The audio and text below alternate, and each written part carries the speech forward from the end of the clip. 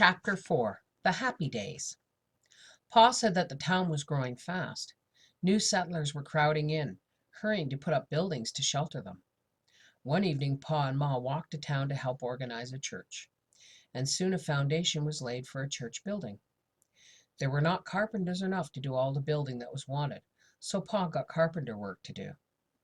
Every morning he did the chores and walked to town, taking a lunch in a tin pail. He began working promptly at 7 o'clock, and by taking only a short nooning, he was through work at 6:30, and home again for a late supper. And every week he was earning $15. That was a happy time, for the garden was growing well. The corn and oats were thriving. The calf was weaned so that there was skim milk for cottage cheese, and there was cream to make butter and buttermilk, and best of all, Pa was earning so much money. Often while Laura worked in the garden, she thought of Mary going to college. It was nearly 2 years since they had heard that there was a college for the blind in Iowa. Every day they had thought of that, and every night they prayed that Mary might go. The sorest grief in Mary's blindness was that it hindered her studying. She liked so much to read and learn, and she had always wanted to be a school teacher. Now she could never teach school. Laura did not want to, but now she must. She had to be able to teach school as soon as she grew old enough to earn money for Mary's college education. Never mind, she thought while she hoed. I can see. She saw the hoe and the colors of the earth and all the leafy little lights and shadows of the pea vines. She had only to glance up, and she saw miles of blowing grasses, the far blue skyline, the birds flying, Ellen and the calves on the green slope, and the different blues of the sky, the snowy piles of huge summer clouds. She had so much, and Mary saw only darkness. She hoped, though she hardly dared to, that perhaps Mary might go to college that fall. Pa was making so much money. If Mary could only go now, Laura would study with all her might. She would work so hard that surely she could teach school as soon as she was 16 years old, and then her earnings would keep Mary in college. They all needed dresses, and they all needed shoes, and Pa always had to buy flour and sugar and tea and salt meat. There was the lumber bill for the new half of the house, and coal must be bought for winter, and there were taxes. But this year there was the garden, and the corn, and the oats. By year after next, almost all they ate could be raised from the land. If they had hens and a pig, they could even have meat. This was settled country now. Hardly any game was left, and they must buy meat or raise it. Perhaps next year Pa could buy hens and a pig. Some settlers were bringing them in.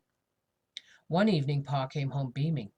"Guess what, Carolyn and girls," he sang out. "I saw Boast in town today, and he sent word from Mrs. Boast. She's setting a hen for us." "Oh, Charles," Ma said. "As soon as the chicks are big enough to scratch for themselves, he's going to bring us a whole batch," said Pa. "Oh, Charles, this is good news. It's just like Mrs. Boast to do it, too," Ma said thankfully. "How is she, did he say?" "Said they were getting along fine. She's so busy she hasn't been able to get to town this spring, but she's certainly keeping you in mind." "A whole setting of eggs, likely 12 or more young chicks," said Ma. "There's not many that would do it." "They don't forget how you took 'em in when they came out here, just married and got lost in a snowstorm, and we were the only settlers in 40 miles," Pa reminded her. "Boast often speaks of it." "Pshaw," said Ma, "that's nothing, but a whole setting of eggs. It saves us a year in starting a flock." If they could raise the chicks, if the hawks or weasels or foxes did not get them, some would be pullets that summer.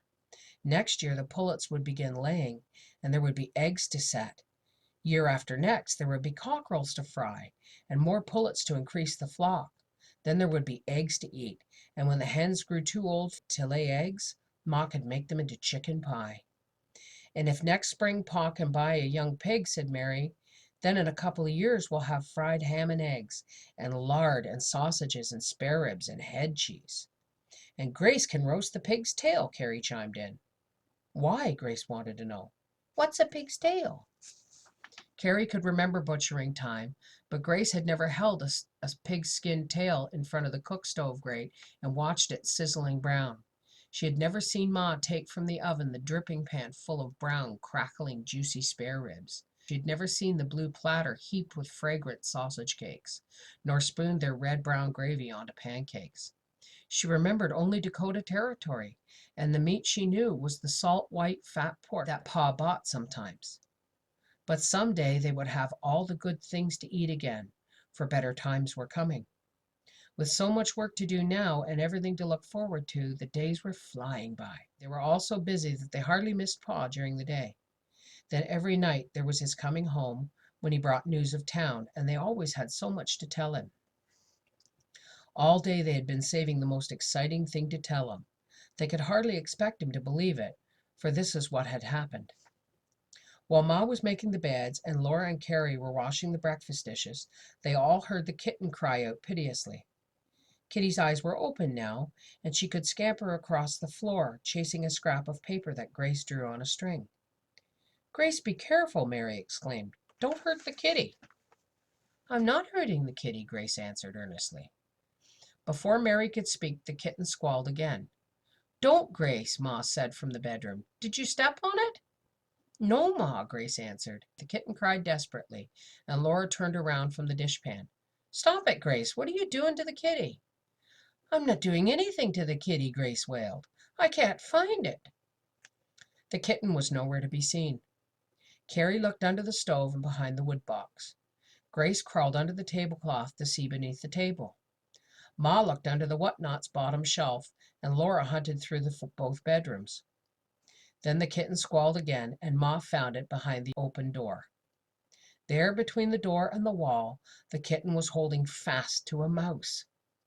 The mouse was full grown and strong, nearly as big as the wobbling little kitten, and it was fighting. It squirmed and bit. The kitten cried when the mouse bit her, but she would not let go. She braced her little legs and kept her teeth set in a mouthful of the mouse's loose skin. Her baby legs were so weak that she almost fell over. The mouse bit her again and again. Ma quickly got the broom. "Pick up the kitten, Laura. I'll deal with the mouse." Laura was obeying, of course, but she couldn't help saying, "Oh, I hate to, Ma. She's hanging on. It's her fight." Right under Laura's grasping hand, the tiny kitten made one great effort. She leaped onto the mouse. She held it down under both her front legs and screamed again as its teeth bit into her. Then her own little teeth snapped hard into the mouse's neck. The mouse squeaked shrilly and went limp. All by herself, the kitten had killed it, her first mouse. "I declare," Ma said, "who ever heard of a cat and mouse fight?" The baby kitten should have had its mother lick its wounds and purr proudly over it. Ma carefully washed the bites and fed her warmed milk. Carrie and Grace stroked her wee nose and fuzzy soft head, and under Mary's warm hand she cuddled to sleep. Gracie carried the dead mouse out by the tail and threw it far away. And all the rest of that day they often said, what a tale they would have to tell Pa when he came home. They waited until he had washed and combed his hair and sat down to supper. Laura answered his question about the chores. She had watered the horses and Ellen and the calves and moved their picket pins. The nights were so pleasant now that she need not put them into the stable. They slept under the stars and woke and grazed whenever they liked. Then came time to tell Pa what the kitten had done. He said he'd never heard anything like it. He looked at the little blue and white kitty walking carefully across the floor with her thin tail standing straight up, and he said, "That kitten will be the best hunter in the county." The day was ending in perfect satisfaction. They were all together.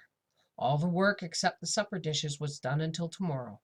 They were all enjoying good bread and butter, fried potatoes, cottage cheese, and lettuce leaves sprinkled with vinegar and sugar.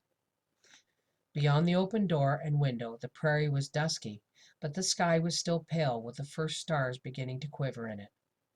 The wind went by, and in the house the air stirred, pleasantly warmed by the cook stove and scented with prairie freshness and food and tea and a cleanness of soap and a faint lingering smell of the new boards that made the new bedrooms. In all that satisfaction, perhaps the best part was knowing that tomorrow would be like today, the same and yet a little different from all other days, as this one had been. But Laura did not know this until Pa asked her, How would you like to work in town?